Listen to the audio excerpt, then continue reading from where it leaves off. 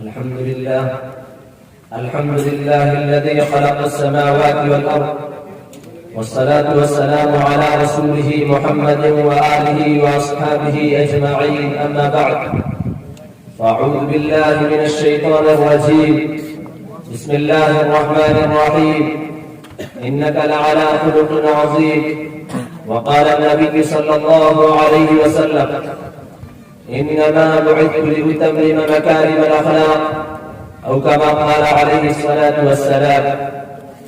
خدانائے سبل ختم الرسل مولائے کل جس نے، خدانائے سبل ختم الرسل مولائے کل جس نے، غبار رحمت کو بخشا فروغ وادی سینہ.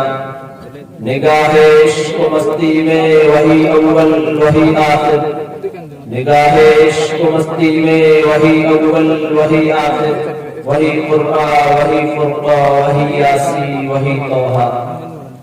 حضرات محترم اور حاضرین جلسہ، آج میں آپ لوگوں کے سامنے اس جلیل القدر، عظیم المرتبہ، رفیع الشان ہستی کے تذکرے کی سعادت حاصل کر رہا ہوں، جو اگر ایک طرف تاریخ انسانی کا سب سے بڑا ہمدرد، سب سے بڑا غمخوار اور سب سے عظیم محسن ہے، تو دوسری طرف تاریخ ظلم و جور کا سب سے زیادہ ستم زدہ، سب سے زیادہ مغلوب و مکروب بھی، جو سارے جہاں کا درد اپنے دل میں سمیٹے ہوئے تھا، جو خنجر چلے کسی پہ تڑپتے ہم امید کا حقیقی مصداق تھا، جس نے دنیا کو اخلاق و تہذیب کا درس دیا، صنف انسانی کو محبت کا پیغام سنایا، جنہوں نے امت کو اچھی سیرت و خلق عظیم کا سبق پڑھایا.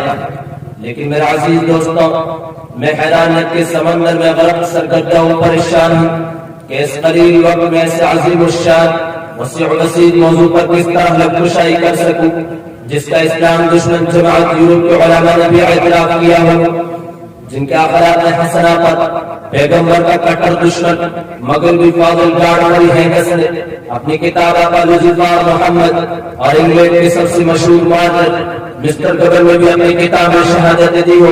ان کی سیرت و اخلاق کو کن الفاظ میں بیان کر، جس کو خود خالق کی دو جہاں کی زبان ہے بہت ہی فصاحت کے ساتھ انک لعلی خلق عظیم فرما کر ہمیشہ کے لیے اخلاق حسنہ کا سرٹیفکیٹ دے دیا ہو.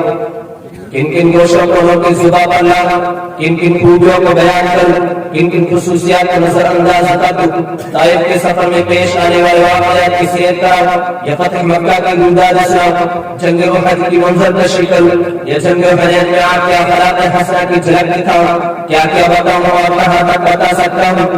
ودارا جاؤ، اگر تم سے ہو سکے تو تاجدار فتح کا اخلاق کی داستان تاریخ کے اوراق سے پوچھو، مکے کی گلیوں سے پوچھو، ان کی سیرت و اخلاق کی داستان شہر کعبہ اور سرزمین عرب سے پوچھو. یہ سب تمہیں تاجدار فتح کے اخلاق خلق عظیم کے رنگ میں سنائیں گے. یہ سب تمہیں یہ تمام کی سیرت اور ان کے کردار کی ہدایت سنائیں گے، جنہوں نے گالیاں سن کر بھی دعائیں دی، جنہوں نے امت کی خاطر اپنی جان دندار اور متاع عزیز سب کچھ قربان کر دیا. سکوت آموز طول داستان درد ہے ورنہ، سکوت آموز طول داستان درد ہے ورنہ، زبان ہے ہمارے منہ میں آفتاب سخن بھی. وما علینا الا البلاغ.